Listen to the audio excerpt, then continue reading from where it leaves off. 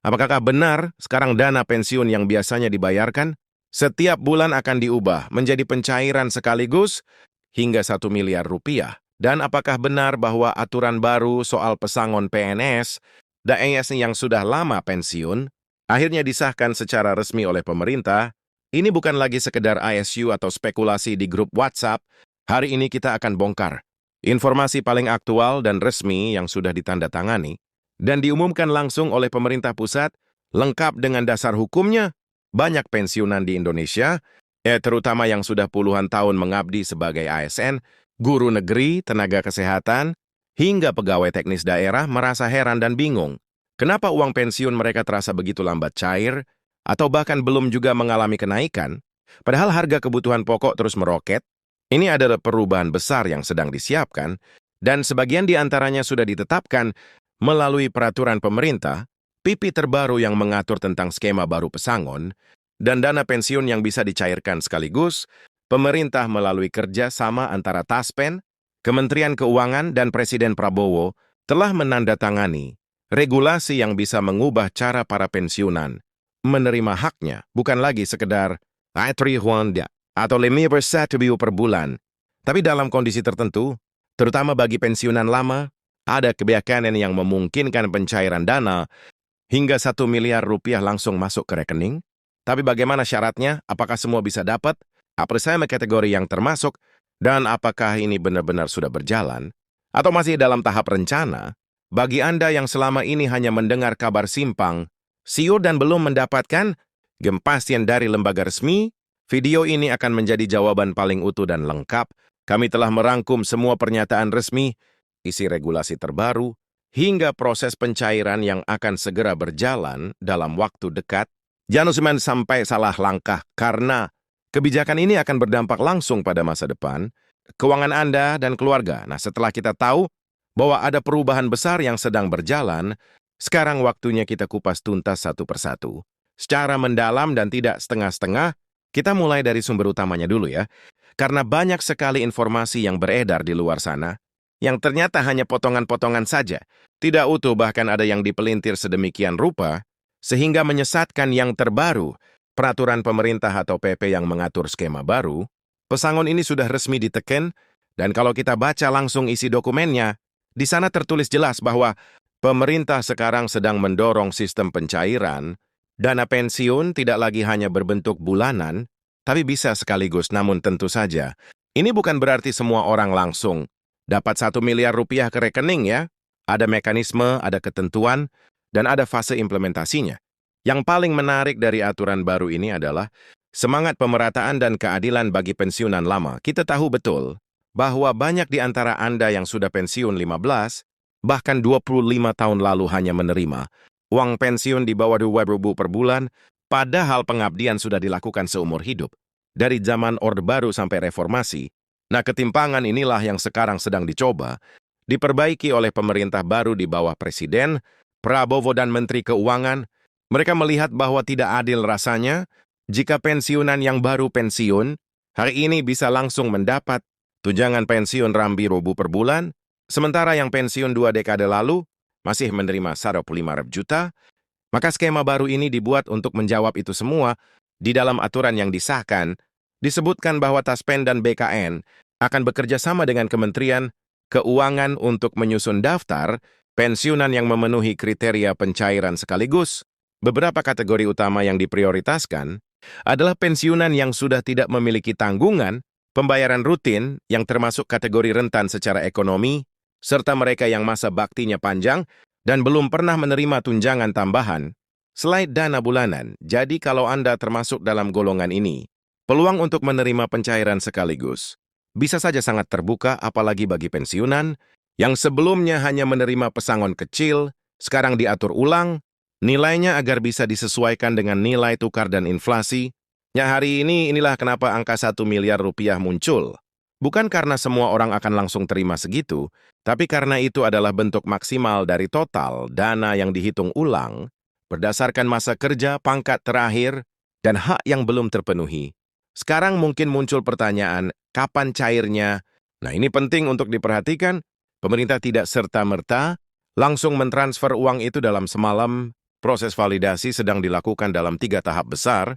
Tahap pertama adalah verifikasi data pensiunan oleh Taspen, di mana seluruh data lama diolah ulang secara digital. Jadi bagi Anda yang dulu pensiun 1998 atau 2003, dan datanya masih tertulis manual, atau ada kekurangan dokumen, ini adalah waktu yang tepat untuk menghubungi kantor, Taspen, terdekat atau via layanan daring yang sudah disediakan. Tahap kedua setelah data diverifikasi adalah proses perhitungan ulang dana. Ini dilakukan berdasarkan indeks, masa kerja dan struktur gaji saat pensiun ditambah. Nilai inflasi yang dihitung dari tahun terakhir, Anda bekerja barulah di tahap ketiga, proses pencairan dilakukan secara bertahap, sesuai jadwal yang telah ditentukan. Menariknya menurut informasi resmi dari pihak Taspen dan Kementerian Keuangan, pencairan awal untuk kelompok prioritas sudah dimulai. Dalam minggu ini, mereka yang berada di wilayah dengan sistem data digital yang paling lengkap, seperti Jakarta, Bandung, dan Surabaya, kemungkinan besar menjadi gelombang pertama penerima. Tapi jangan khawatir kalau Anda belum termasuk gelombang ini karena pemerintah menjamin bahwa pencairan akan terus berlangsung secara bertahap hingga semua golongan pensiunan yang memenuhi kriteria bisa menerima haknya secara adil dan transparan. Nah, selain pencairan dana sekaligus, ada juga kabar lain yang tidak kalah penting. Pemerintah juga sedang merancang skema fleksibel untuk mereka yang tidak ingin menerima dana pensiun sekaligus, tetapi tetap ingin mendapat manfaat tambahan. Dalam skema ini, pensiunan bisa memilih untuk menerima kombinasi, dana dicairin langsung. Sebagian tetap dibayarkan dalam bentuk bulanan, tapi dengan nilai yang sudah dinaikkan. Ini seperti opsi pensiun campuran, di mana Anda bisa merasa aman, karena ada pemasukan bulanan yang tetap berjalan, tapi juga ada dana besar yang bisa digunakan untuk keperluan darurat atau investasi jangka pendek. Kebijakan ini tentu akan sangat berguna bagi para pensiunan yang masih memiliki tanggungan keluarga, cicilan atau biaya kesehatan rutin. Dan bicara soal kesehatan, inilah aspek yang sering terlupakan dalam pembahasan pensiun. Banyak pensiunan yang merasa uang bulanan mereka habis hanya untuk membeli obat, cek lab, atau kontrol dokter. Nah, dalam kebijakan baru ini juga diatur bahwa penerima pesangon sekaligus yang tergolong lansia dengan riwayat penyakit kronis akan mendapat fasilitas tambahan berupa bantuan, layanan kesehatan dan subsidi pengobatan. Ini bagian dari komitmen pemerintah untuk menjamin kesejahteraan para pensiunan, bukan hanya secara finansial, tetapi juga secara medis dan sosial. Dalam dokumen PP yang baru itu juga dijelaskan, kerjasama dengan BPJS dan rumah sakit pemerintah akan ditingkatkan, agar para pensiunan tidak perlu lagi antre panjang atau mengeluarkan biaya besar untuk berobat. Ya, tentu saja kita semua ingin tahu dari mana dananya, apakah HBGN cukup, apakah ini akan mengganggu program-program lainnya. Ini juga sudah dijelaskan secara terbuka oleh Menteri Keuangan. Dana yang digunakan untuk program pencairan pensiun, sekaligus ini berasal dari pos khusus dalam APBN 2025, yang sebetulnya dialokasikan untuk belanja pegawai, termasuk dana tak terserap dari program-program birokrasi. Pemerintah juga mengklaim telah mengoptimalkan pendapatan negara dari sektor pajak dan ekspor sehingga ada ruang fiskal untuk membayar hak para pensiunan tanpa mengorbankan sektor lain. Jadi ini bukan sekedar janji, tapi program yang sudah dihitung matang dengan skema pembiayaan yang jelas. Lalu bagaimana dengan pensiunan non-ASN atau yang bekerja di sektor swasta? Apakah mereka akan mendapat hak yang sama untuk saat ini?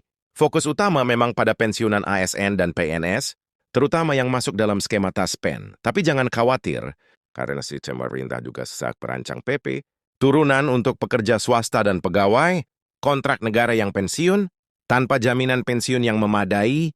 Salah satu skema yang sedang diuji coba adalah program Jaminan Hari Tua Plus, di mana pekerja swasta yang rutin membayar iuran BPJS ke tenaga kerja akan mendapat tambahan pencairan pensiun melalui dana kolektif yang dikembangkan oleh lembaga pengelola dana pensiun nasional.